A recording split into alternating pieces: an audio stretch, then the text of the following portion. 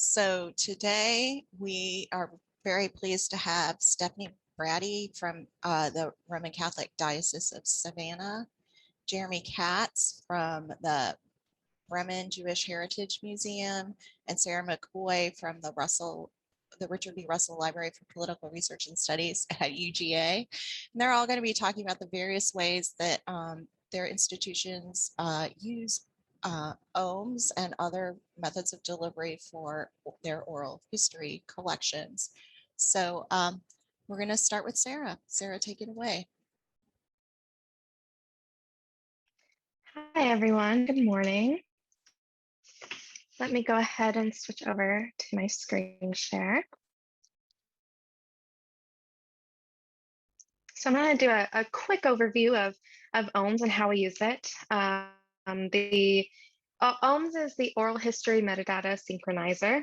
And so here's an example of an Ohms index that we have. It's pretty simple. You know, nobody really wants to listen to 2 hours of oral history straight, and like, you don't want to do that for research. So what Ohms has done is you can divide it into segments. So if I just want to, this is Wyoming Ataya. She was a, she was a Black Olympian from Georgia. And so if I just want to read about her experience in the Olympics, I can just go straight to that.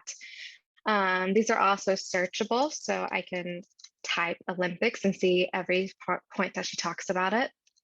And if you happen to have the funding and the resources for transcripts, you can just switch over to this and buy it coded for time, and you can go through, read along, or have an exact quote or whatever you need.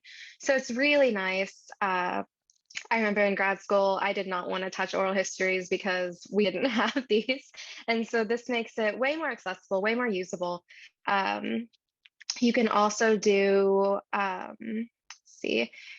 you can also have it in different languages. So we have a few that are in Spanish. So they were first transcribed and indexed in Spanish. And so you can just switch to the English. And I think I have to make it big, but you can just switch to English and switch back to Spanish. So it has a lot of options and it's really great. And let me over. If you start in any section and you want to start at that segment, it goes straight to it. And you can also share link. We use this for social media a lot. If there's a certain section that we might want to highlight, we can easily just share the link right here. We have our students do this mostly because it is a lot of work, and it's great experience for them as well to succinctly, create an oral history in 5-10 segments and what it's about in only a few sentences. So it's really great. But traditionally, until about a year ago, we were using finding aids.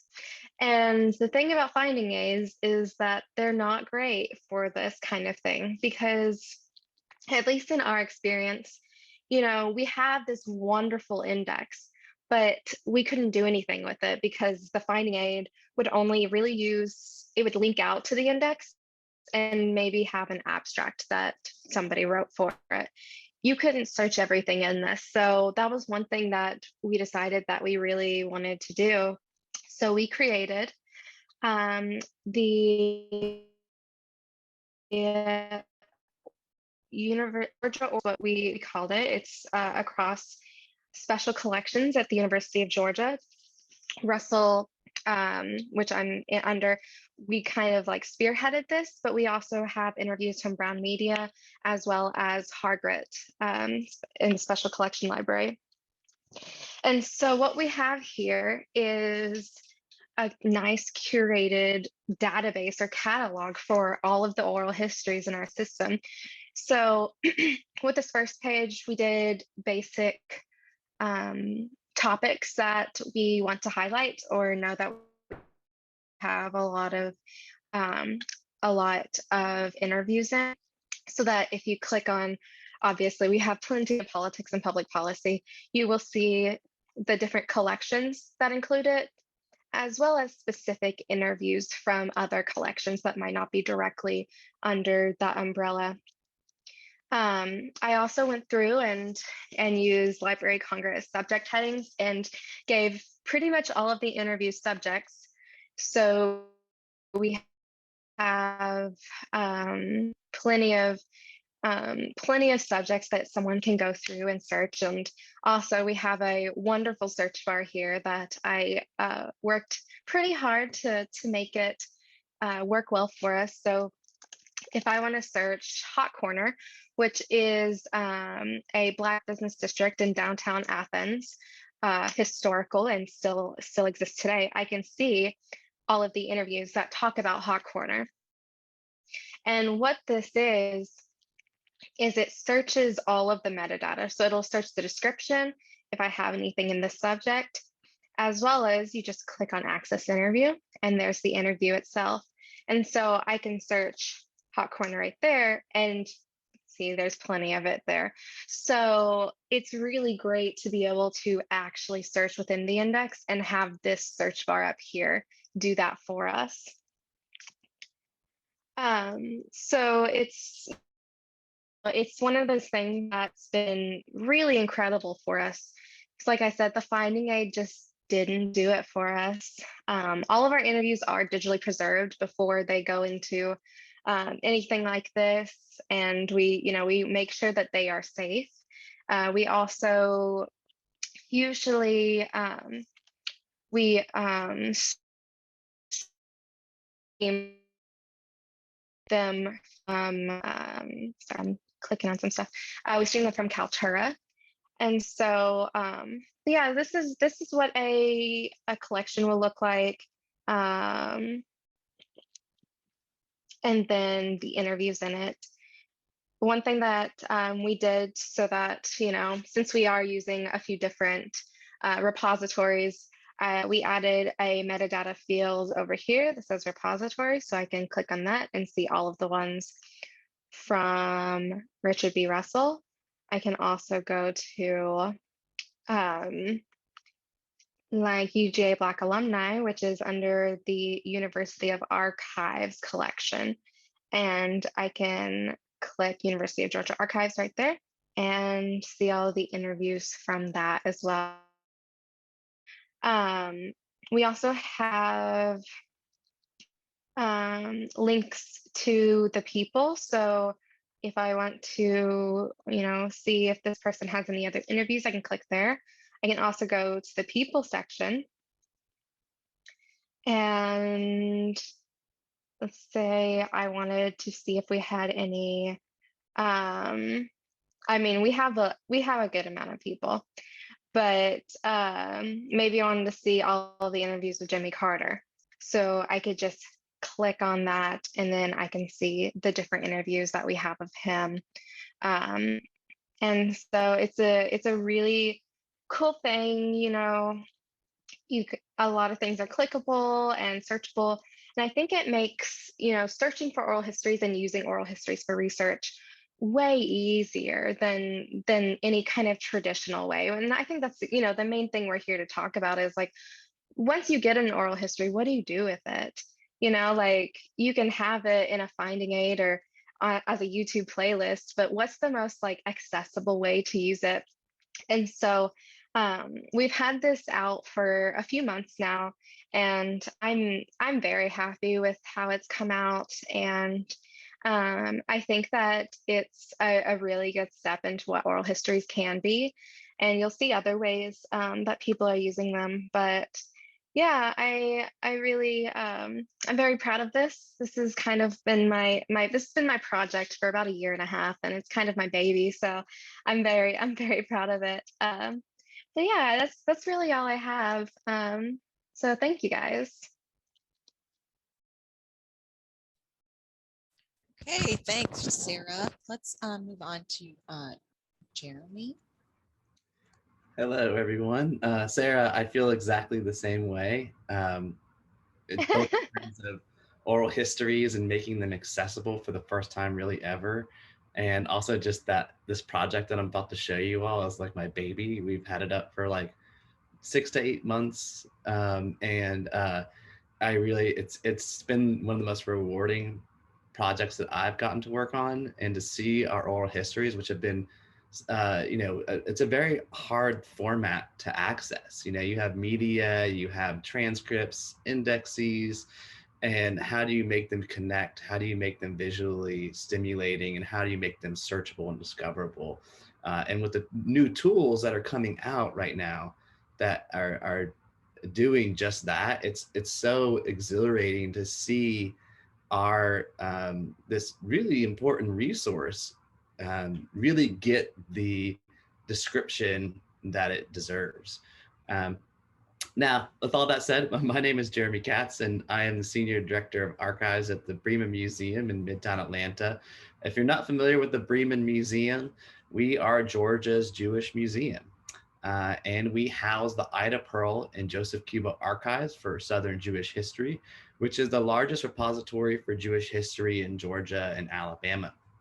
Our holdings consist of over 2,000 manuscript collections spanning millions of documents, tens of thousands of photographs, over 1,000 textiles and artifacts, and over 1,000 oral history interviews, which we'll be talking about a lot today. And our collection spans from colonial America, from documenting the Jewish community in Savannah, until the present day, till John Ossoff's historic Senate election victory and the pandemic. So I'm really excited to demonstrate with you all today our new and improved oral history catalog system.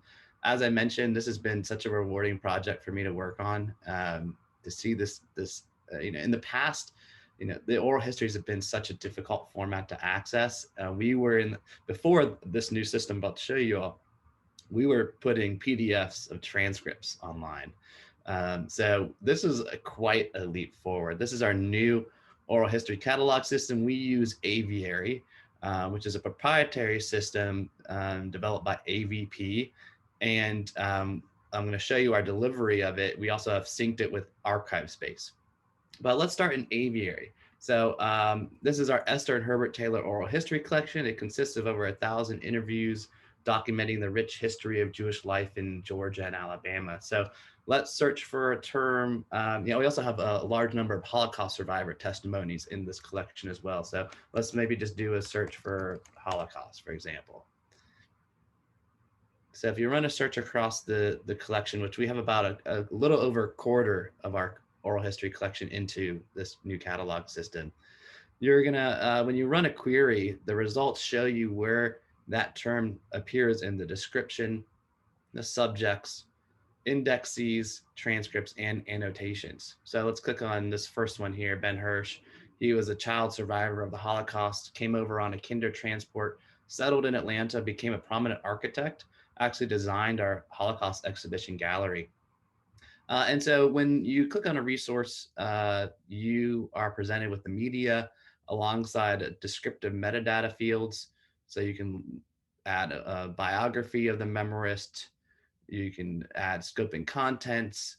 I will talk about more about this in a second. You can add right statements, subject terms, the index as well. You're presented with that. It's a time-stamped index, and we also use Ohms. I'll show you the back end of that in a second, how we accomplish this. But you can add that Ohms XML file directly into Aviary, and it'll present you with this really clean, nice looking index, as well as you can hover over these different points under here. These are all index points. So you can jump to any of that, any index point that you want by clicking on either here or clicking over on the right-hand side. So kind of similar to UGA's system in terms of this side. And also the transcript as well. So we do 30-second timestamps, again, using Ohms. It's the same Ohms XML file that we put into the transcript section as well as the index section. And what I really like about Aviary, and one of the reasons that we selected Aviary over other systems, is because of this right here, this annotation. We're able to highlight any term and add it as an annotation.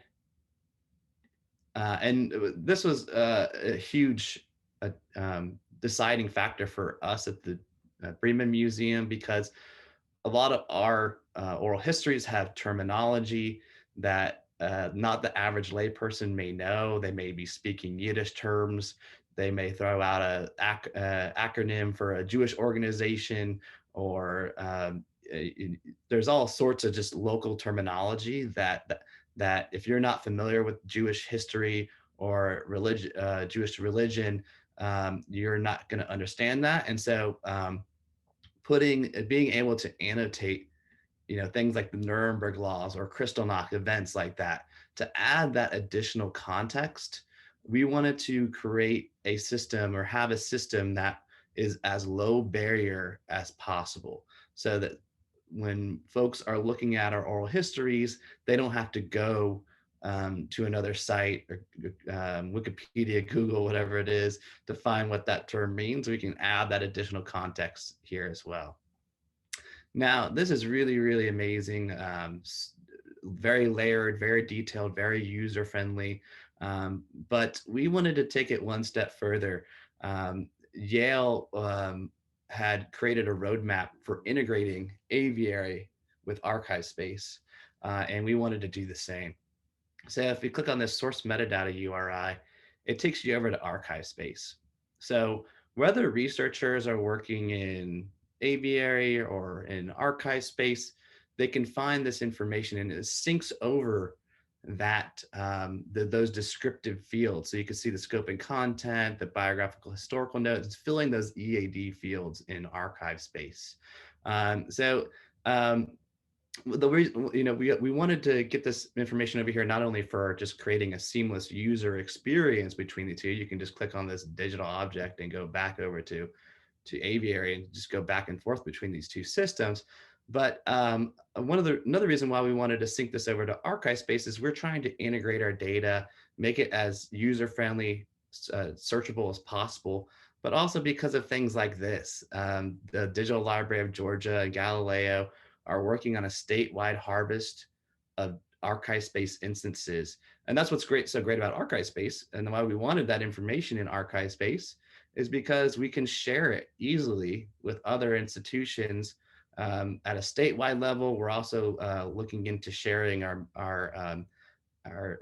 MARC records in archive space with OCLC WorldCat, so casting it even further. So you see us here. This is pretty cool, and we're looking forward to being a part of this. This is the first ever statewide harvest, and here you see the Breman Museum along a few other of our colleagues. So we're excited to be a part of this. One last thing I wanted to show you about, or a couple things I wanted to show you about aviary. This integration and synchronization between archive space and aviary is as simple as clicking a button. We have it set up so that you can sync the entire collection.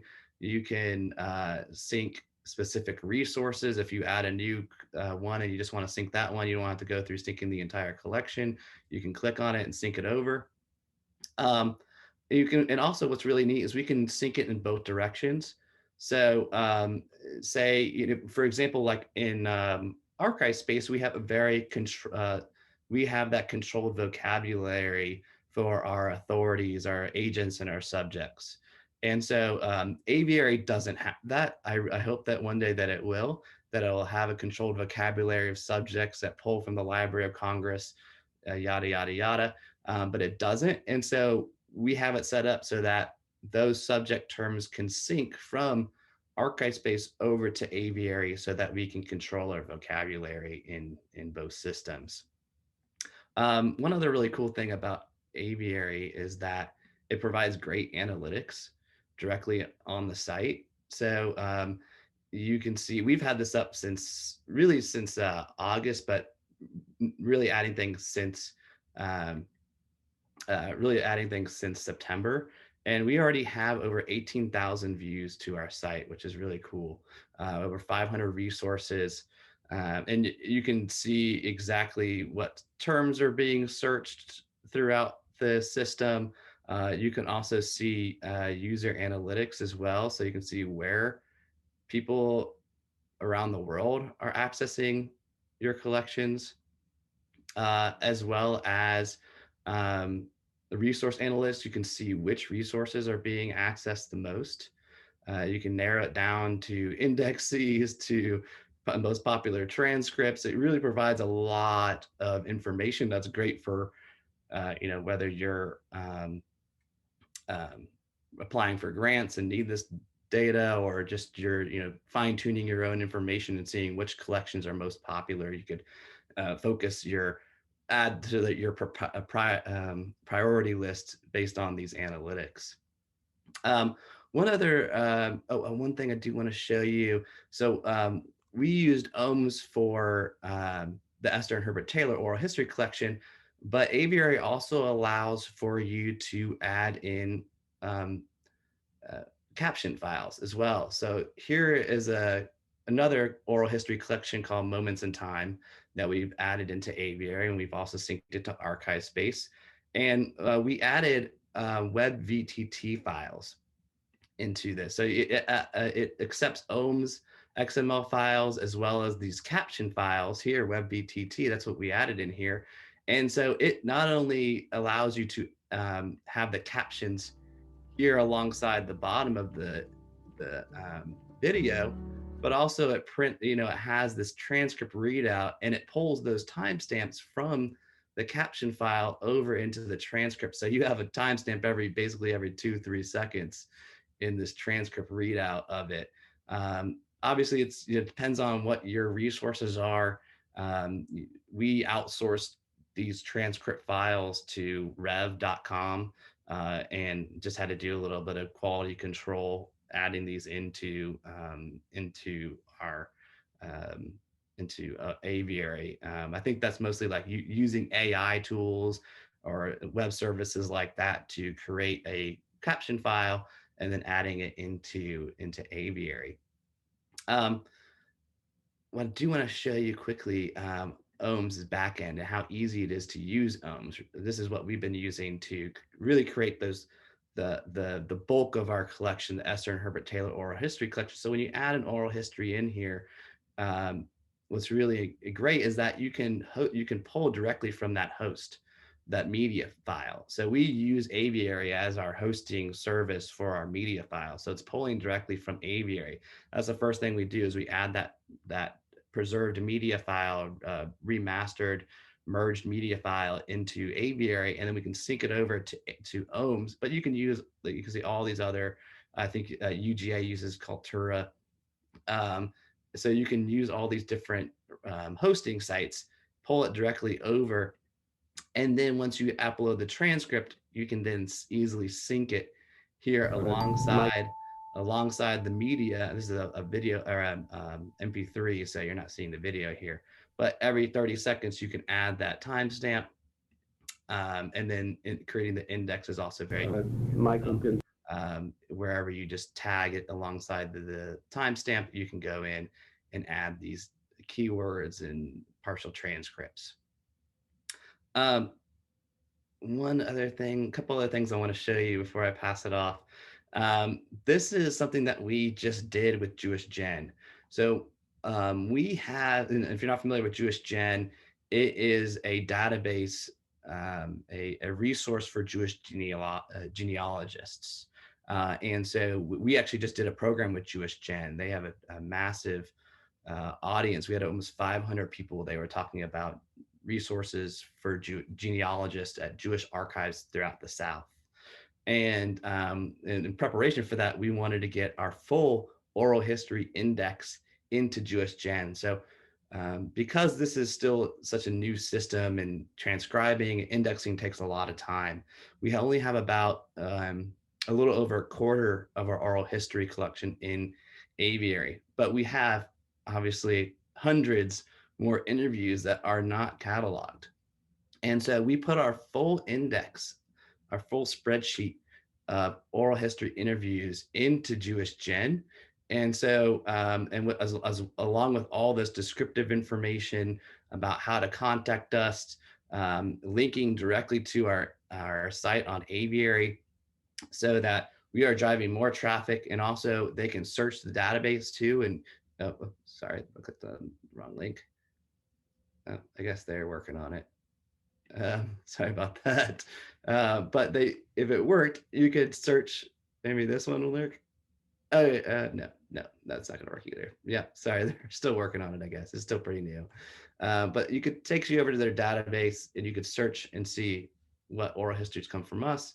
If it's not online, they can contact us and we can make it add it up into the queue, bump it up in the queue for it to be transcribed and cataloged. So making all of our resources available to a mass audience. One last thing I want to show you before I pass it off. This is a really cool thing that we did in Aviary. It's a new feature that they just added. It's called a flock. Basically, it's a collective of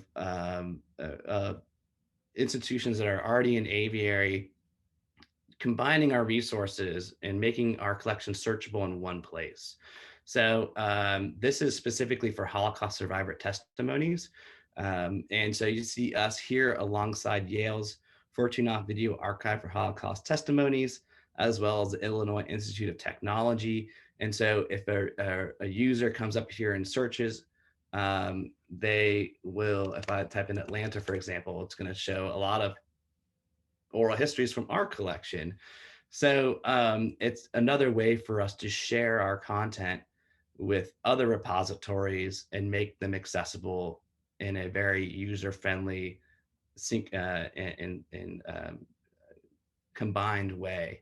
We're actually about to, we're in the process of creating a press release all about this testimony alongside our partners in this flock. So a really cool system that is revolutionizing the way that we are making our oral histories accessible to the public. With that, I'll pass it over to Stephanie.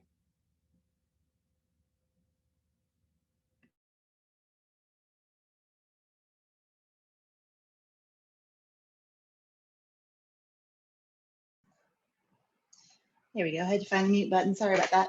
Hi, everyone. My name is Stephanie Braddy, and I am the interim director of the Catholic Diocese of Savannah. We are an institutional archive, so our main purpose is to support the functions and document the history of the diocese. But recently, within the last several years, we have been getting into expanding out into the community and sharing the history that we have currently in the archives. And it's only been about 1.5 years that we've started working on our oral history project. So let me tell you a little bit about that.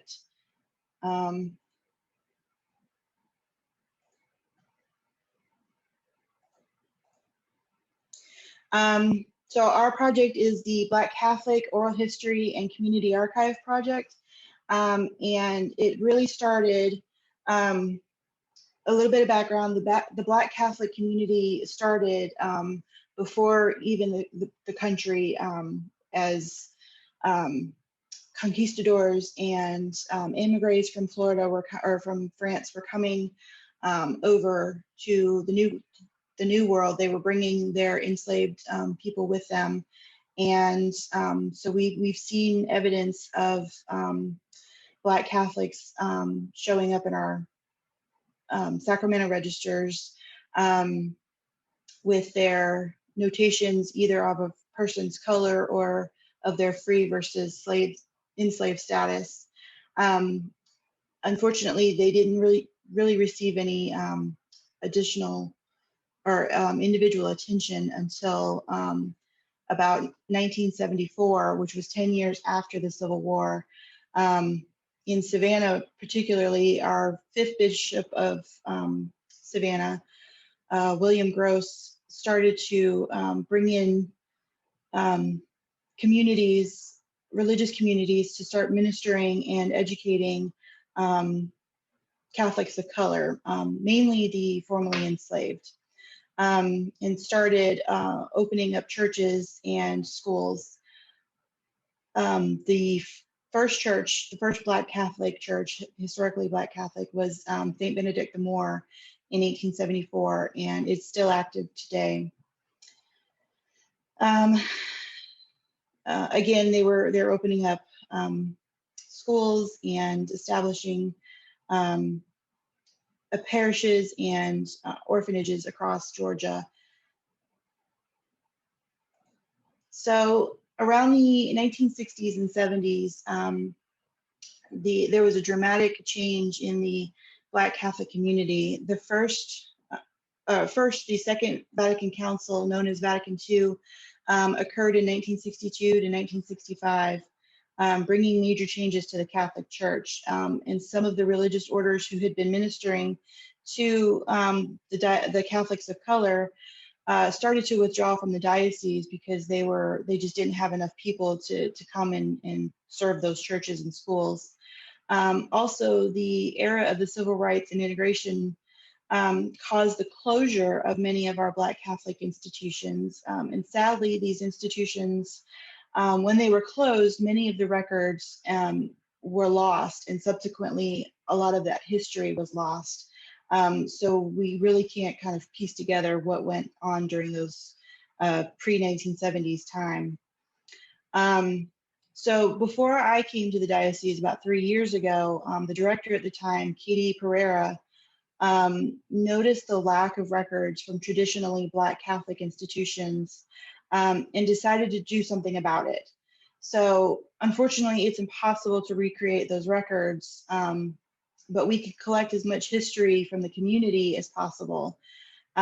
So in order to do so, we started, Katie formed the Black Catholic History Advisory Board, and that was pulling in members of the communities from across Georgia to kind of advise us on how best to handle this situation and give us their interpretations of it.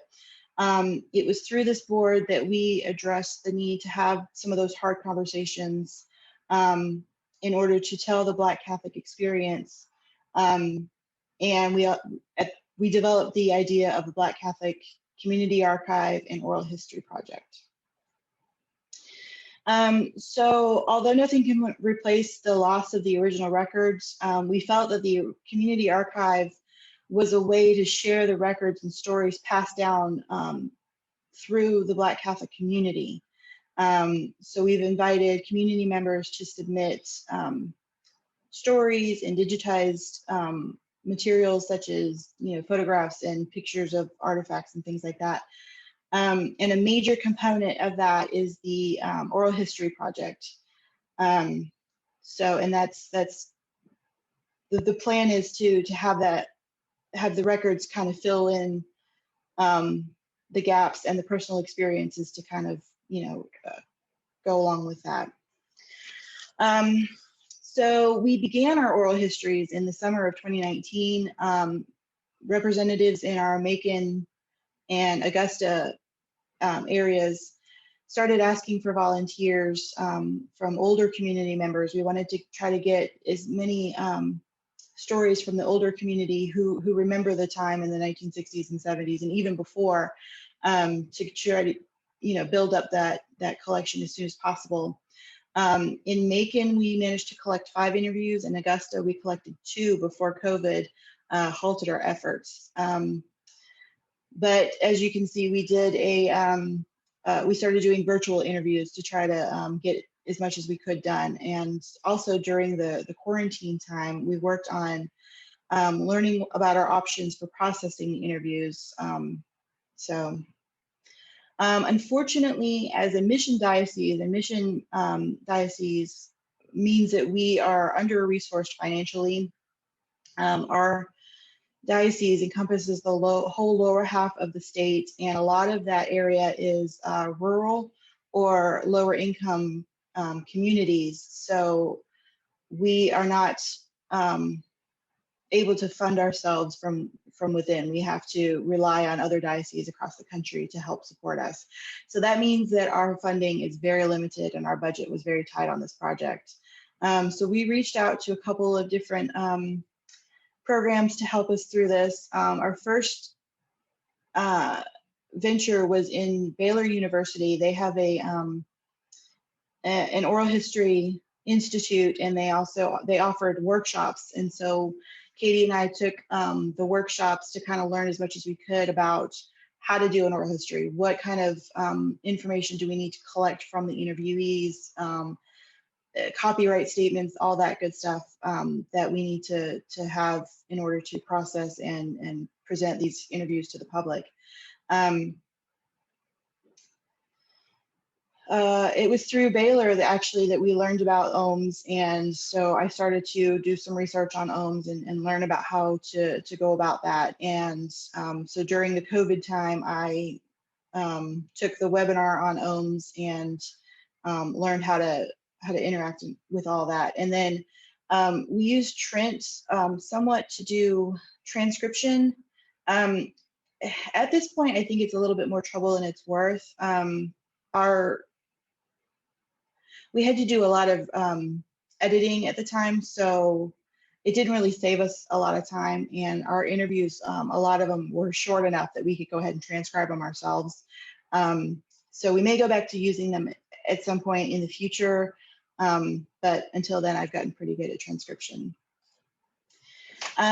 So anyway, with the Ohms repository, we already heard that you can add the metadata, upload the transcript, and sync it with interactive timestamps so that you can go to anywhere in the transcript that you wish to hear about if you don't want to hear the whole thing. And my favorite part was that you can add links to corresponding articles or other information sources. So if they mention something and somebody may not have an idea of what they're talking about, I can link to that and then pull up an article that explains what it is that they're referring to. So we have the interviews, we have ohms. How do we share them with the public? This is kind of where things started to get a little crazy for us, because our original plan was to go with Omeka and present the oral history project and then start building the community archive around it. And unfortunately, Omeka, there's two versions of Omeka. There's Omeka Classic and Omeka.net. I have experience with Omeka.net, so I thought it was going to be a piece of cake. Well, Ohms doesn't work with Omeka.net. It works with Omeka Classic, which is fabulous.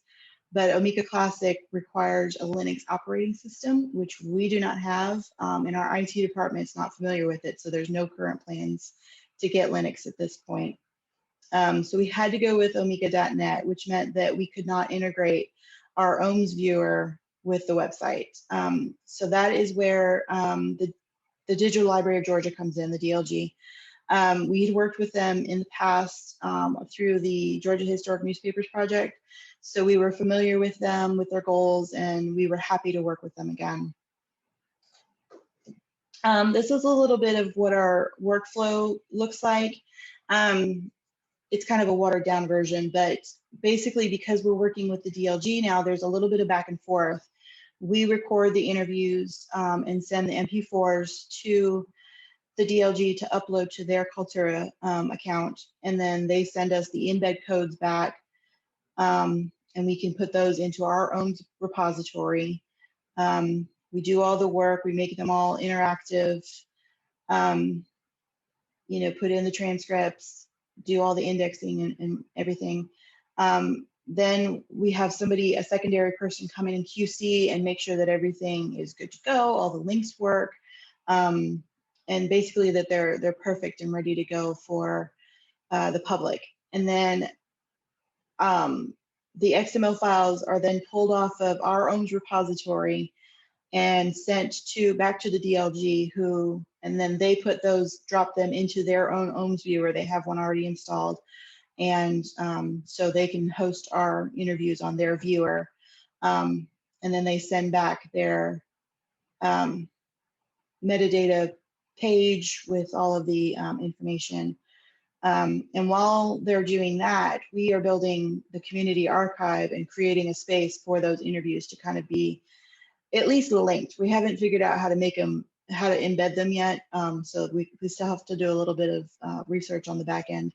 But this is kind of what it is that we're looking at. So we've got the community archive, which gives the images and photographs, and then there's videos and other things that we were able to put on.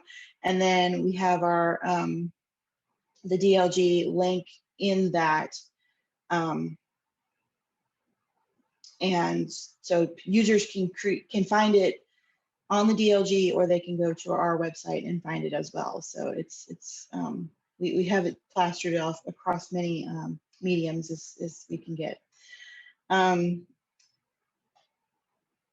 let's see, our future goals. So we've only scratched the surface on this project. I feel like there's so much work we can do with it. And we can continue to grow it as long as the community keeps working with us. Our board is very excited about the work that we've done so far, and they want us to continue. And like the other two presenters said, you know, this has kind of become my baby over the last year and a half. So I'm very excited to keep working with it.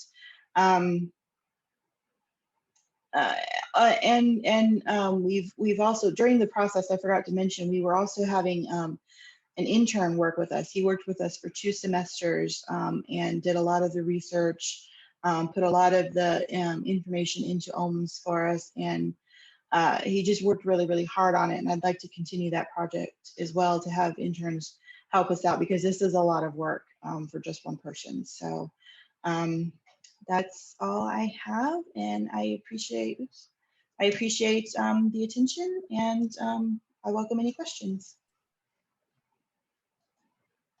Okay, thanks to our 3 speakers. I just want to remind you that you can put your questions into the chat, and I'll get us started.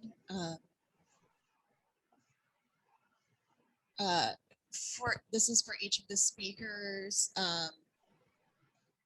What were sort of the essential features that helped you decide to go with the delivery system that you did? And what would you change about that decision, if there's anything? I'll jump in because I forgot to mention that we partnered with Clayton State University for their arrangement and description class, part of their Master of Archival Science program. And they helped us put in over 40 oral histories into each student did 10 oral histories. And so forming partnerships like that can certainly help, because as the other presenters mentioned, it's a lot of work, you know, creating transcripts, syncing, indexing, building out all that metadata in your infrastructure. It's a lot of work. So forming those types of strategic partnerships and interns, and it's great practical experience, like Stephanie said. I'll start by answering the question that Sheila posed. We chose it because actually we kind of fell into it. Right before the pandemic, we got grant funding to overhaul our entire collection catalog systems to archive space and collection space. And so we had just launched archive space, and we're pretty close to finishing migrating our legacy content into it. And we were trying to decide what to do about oral histories, whether we should catalog them in archive space or collection space. And we were on we're part of this Council of American Jewish Museums. It's kind of like an umbrella organization that we're affiliated with. And they were holding this is right after the pandemic hit, and we were working on a project to capture oral histories during the pandemic in a remote way. And they had developed a system. They had partnered with this system called Their Story. It's like basically like Zoom, but really more for like oral histories. And they were using Aviary as a way to describe those oral histories that they were capturing in Their Story, and actually synced it. So you could just directly press a button and get your oral history from Their Story over into Aviary. And once we saw all the features in Aviary, we were like, wow, this is exactly what we're looking for. So it was just kind of like some serendipity there that we fell into Aviary. And the things that really sold us were the annotations, as I mentioned during my presentation, to be able to add that additional context to the interviews, as well as the synchronization with archive space. So our goals, as I mentioned, we were migrating to archive space and collection space. And one of the things that we really want to do eventually with that is create a discovery portal for both of those systems. So you could search one search bar and get results from both of those databases. Actually, it's been done. It's called Bento Space. It was developed by the Litchfield Historical Society. I'll drop a link in the chat. It's really cool. You search one bar and it pulls up results on the screen in kind of like 2 columns, one archive space, one collection space. And so to be able to integrate this oral history catalog system with archive space, that would create another way for that information to travel through archive space into this discovery portal. So that eventually all of our data would be, all of our digital contents would be searchable in one search bar. So that's really the driving force behind our decisions. In terms of any things that we would do differently, there's just like, you know, Aviary is fairly new. It's only a couple years old. It was actually developed by Yale for their Fortuna Video Archive for Holocaust testimonies. And so what's great about it, though, is that they are always updating and taking feedback into consideration. So some things like we sent them a wish list of things that we wanted to be able to do in Aviary.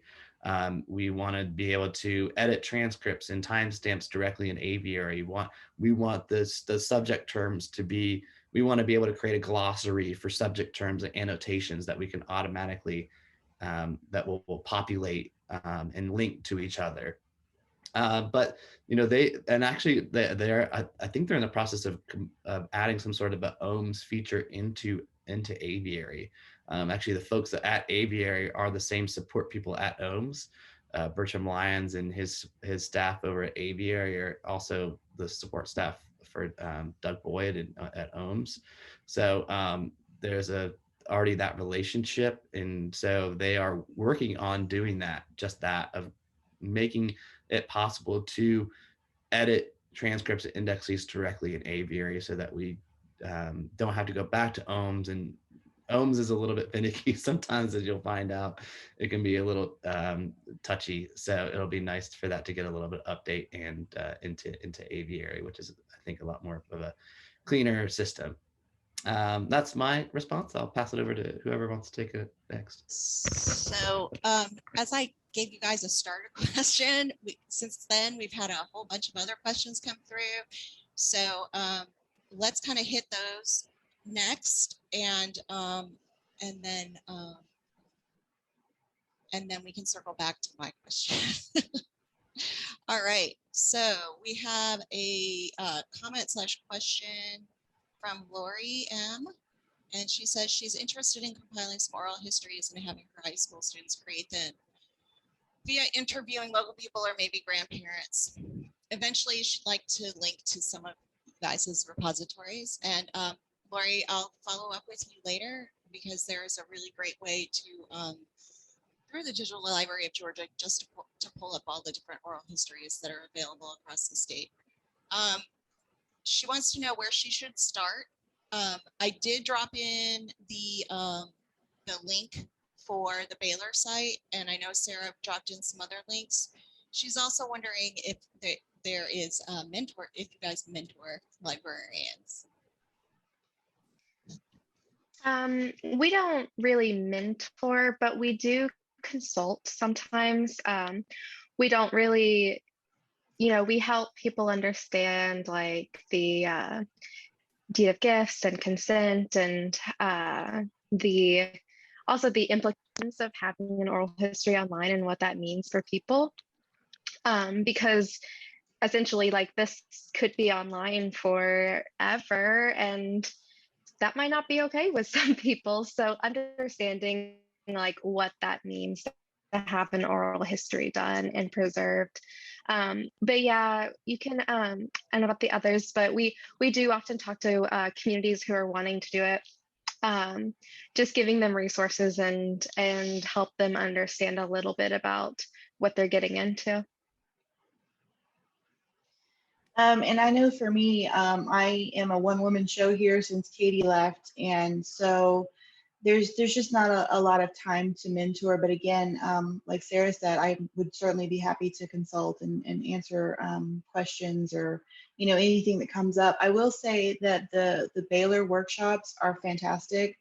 They're geared toward college students, so they're not super heavy on jargon or anything like that. And I think that they walk you through the whole process from beginning to end, and I think that they're really great, and something that you can maybe look into. They will record those interviews or the workshops so that you can play them later for students if you want to try to do that. So.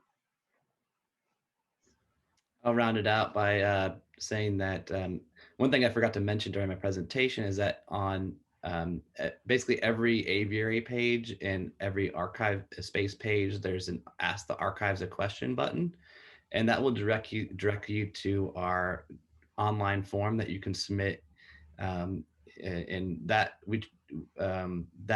information gets sent to us. So any question that you have, just fill out that form and we'll get in touch with you usually within a couple business days.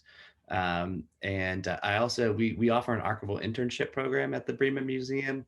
We're full up this summer, but we have opportunities for other semesters going forward. So please do think of us as a resource to link your projects to, or for mentoring or for an internship.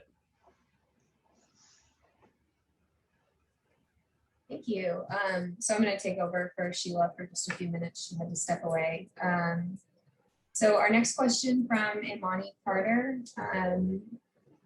How do you all build trust with the communities, and how are you all interacting with social media, for example, to reach out to the general public to let them know that these collections are there?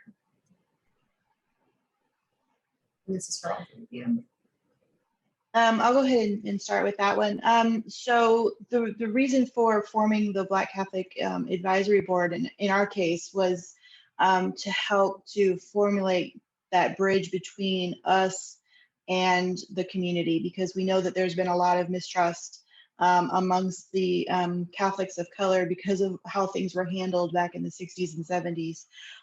So we didn't want to go in and say, oh, we want to do this project, because we knew that they would be a little leery, and we understand that. And so by having this advisory board and the community members who are part of the community coming out and saying, we want to build this community archive, we want to hear your stories, I think that put people at ease to start with. And we've actually had a lot more come up to those community members and say, I want to be a part of this. So I really like to be able to have that connection and bridge those gaps. And I forget the second part of the question, I'm sorry. What was the second part? Yeah, I think. Sorry, the second part of the question, let's see, building trust. And just like, how are you interacting with social media to reach out to the general public? Yeah, so we are still kind of working on ours. We haven't really started to put it out there for the entire public to see. We want to build it up a little bit more and have it a little bit more dynamic before we're ready to put it out there for the public. But I'm sure that the other panelists have suggestions there. I'll go ahead and jump in. One thing that everyone should remember is that this kind of stuff takes a lot of time, especially with vulnerable communities or historically excluded communities. It's going to take time to build trust. You need to go out into their spaces. You need to, show that you're someone who they can trust. And if they don't trust the institution, to say, well, I mean, we're at the University of Georgia, so it's a bit different, but so there's a lot of people who won't for us. And so just like, okay, here's some other resources, here's some other places that maybe you feel more comfortable preserving. So we don't parachute in. We use a community model where people within the community do the oral histories. So we have two different initiatives right now. We have the African American Oral History Initiative within Athens, Georgia, and the Latinx Georgia Oral History Collection. And so the interviewers for all of those are people within the communities. They know people and they identify the people who they want to interview. And so they already have some kind of relationship or some kind of trust between them. It's not just some white person coming in and saying, hey, I want to get your story. So there's a little bit more trust there. And another thing that we do is we don't ask everyone to come to the university to do their oral histories. We meet them in their place. So there's a few different Black spaces in Athens that have agreed to let us do oral history interviews during certain times so that people can meet there instead of having to figure out parking and come into the libraries that they've never been into before, where they might not feel comfortable. So doing, reaching out and meeting people where they are, and to not be pushy, and just to remember that it does take time.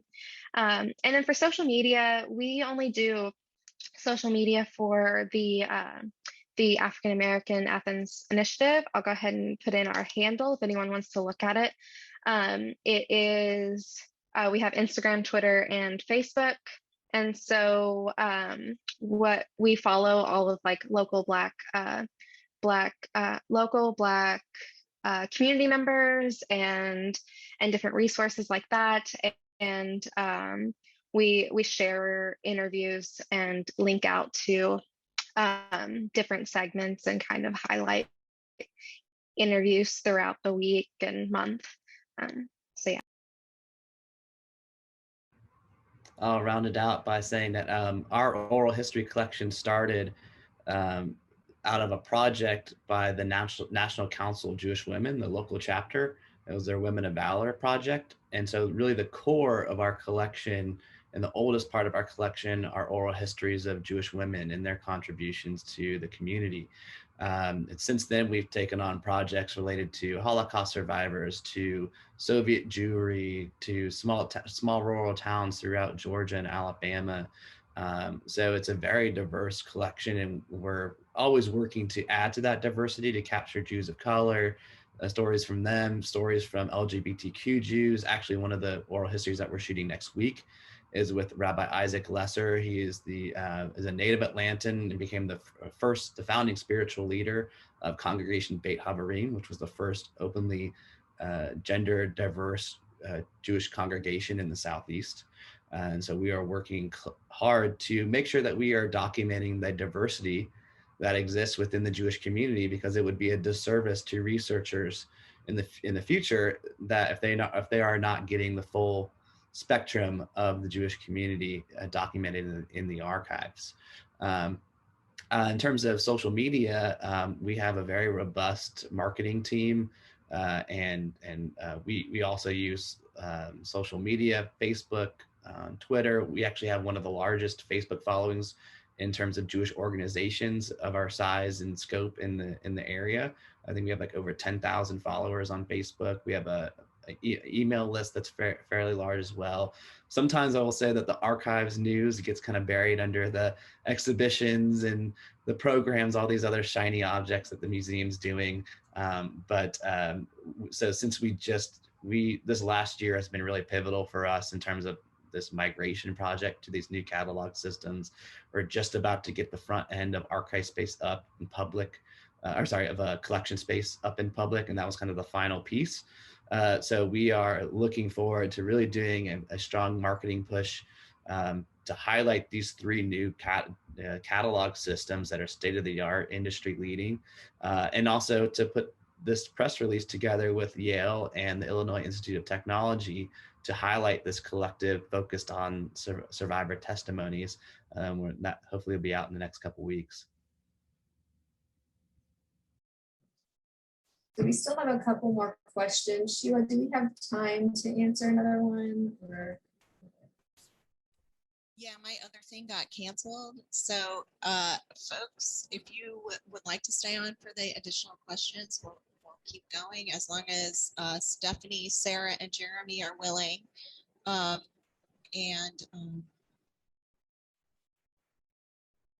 So I think we probably have time for a couple more. Okay. So our next question is from Sarah Rodriguez. For those who conducted oral histories remotely, what adaptations did you have to make or considerations did you need to accommodate? Or what would someone not think about when conducting an oral history remotely versus in person? I want to jump in real fast because Sarah, as I mentioned, the Archival Internship program, she's one of our interns for the summer. So take advantage of that opportunity. She's working on hey Sarah, she's working on our oral history collection, and she's going to be helping out capturing that oral history next week too. So she's working in Ohms and Aviary for us. So thank you so much, Sarah. To answer your question, that was a challenge because we are our oral history collection has always been in person, whether it was with cassette tapes or VHS tapes or capturing those sound waves in the analog in-person experience. And so when the pandemic hit, that was we were struggling to find a way to do that in a way that would give us good audio and video quality.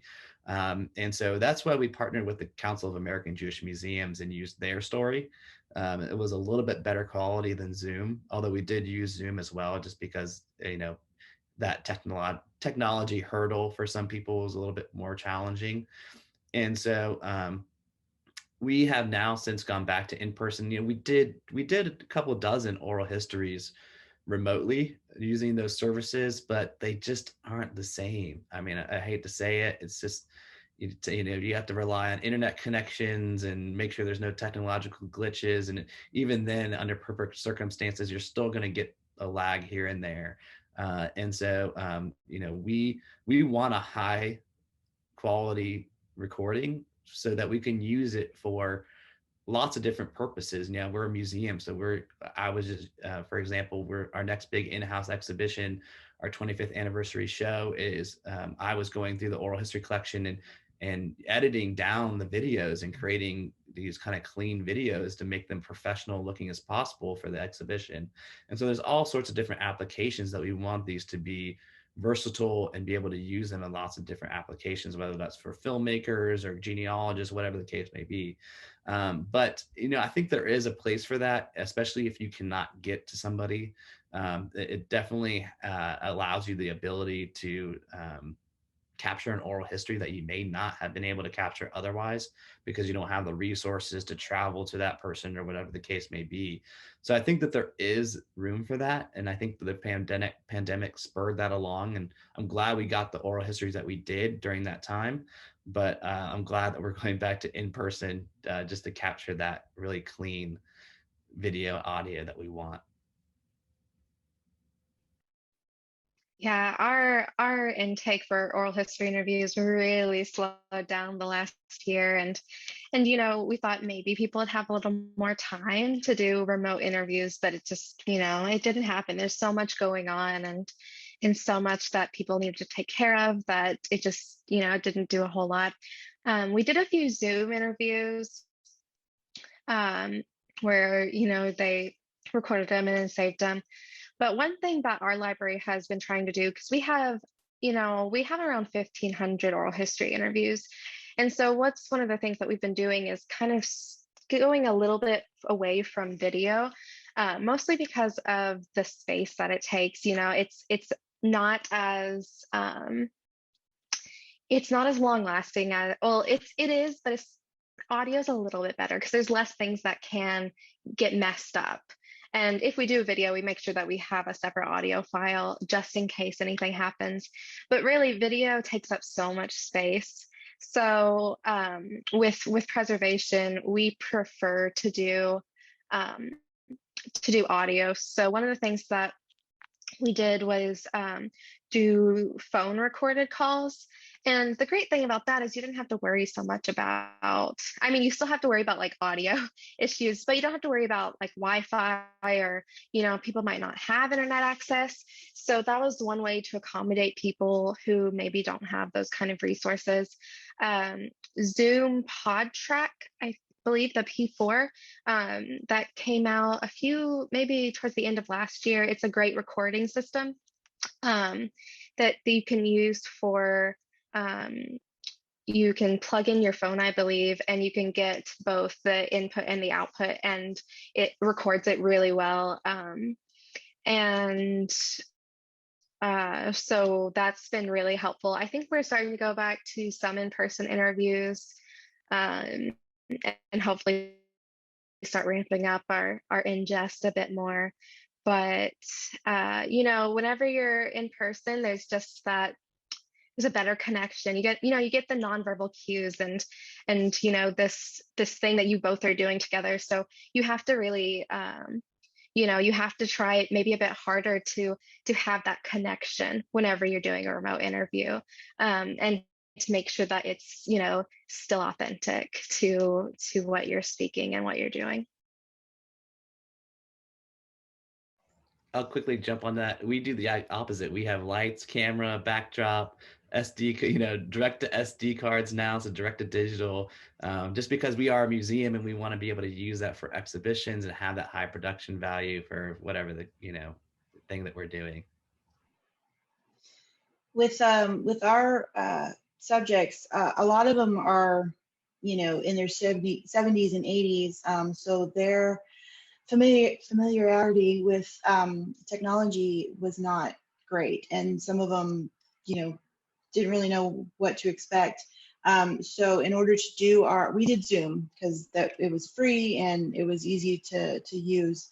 So we had to have somebody actually there to help set everything up. And the interviewer was, they were on the other side and did their interview through Zoom, but we did have a secondary person there just to make sure that everything was going okay, that there were no glitches. We also had, so most of our interviews are done with audio only because our subjects just don't feel comfortable being on camera, and that's okay. We're willing to work with them and do what they're comfortable with. So we did have a secondary audio system going. That way, if there's a system malfunction or something goes wrong, then we still at least have that backup as well. So we only did 2 and they were successful. Going forward, like Sarah said, I would really just like prefer to be in person because like you said, there's that dynamic that you just don't get talking to a screen. And I think that the older community kind of feels more comfortable being one-on-one because that's what they're used to. So. Thank you. So our next question is from Muriel Jackson. What type or brand of equipment did you use for the project to collect your oral histories? I think I answered that a little bit. We have a high definition camera. I think it's a Sony something, and you know, tripod, lights, backdrop. We over the years we've collected them on everything from cassette tapes to VHS tapes to mini DVs. We have the equipment in house to convert those to digital format. So we are actually in the process of, we've digitized 95% of our collection and we're just getting that last 5% done right now. So we want to have everything in a digital format, not only for preservation, but also so we could easily put that into aviary ohms in the future. And what's great about our new system is that we record directly to SD cards. So I can put that directly into the computer and put those files into Handbrake and convert them to MP4, merge them using another software program, and have that single MP4 file that we use as we always keep the master. We always have the master that it's originally recorded on, and then we create those digital surrogates that we use for preservation and access. For audio interviews, we usually use the Zoom H5 recorder and usually have mics. Sometimes you can have a lapel mic going to both, or sometimes just like one right in the middle and just talk together. So it's a pretty good system that we rely on, and we use, you know, it's just SD cards and take it out afterwards and you save it and preserve it and make sure it's good. Mine is similar to Sarah's. I honestly don't know the brands off the top of my head. I'd have to look it up. But we have a digital recorder, and then we use the lapel mics so that we get a clear, crisp sound from our interviewee and our interviewer. And everything is digital. So then when we get back to our offices, we're able to upload the sound from the SD card and transfer it over. So. Great. So that's our last question. I will just let everyone know there are tons of useful resources and links in the chat. So if you're still here, you might browse through those and maybe save them if they're useful to you. But I will pass it over to Sheila if you want to close us out. Well, I want to thank our 3 speakers today. Some really interesting and exciting ways of allowing people to access and interact with oral histories. This, as I said before, the talk is being recorded, and recording will be made available in the future. And thank you again to everyone. Bye, y'all. Thank you. Thanks, Thanks, everyone. Thank you.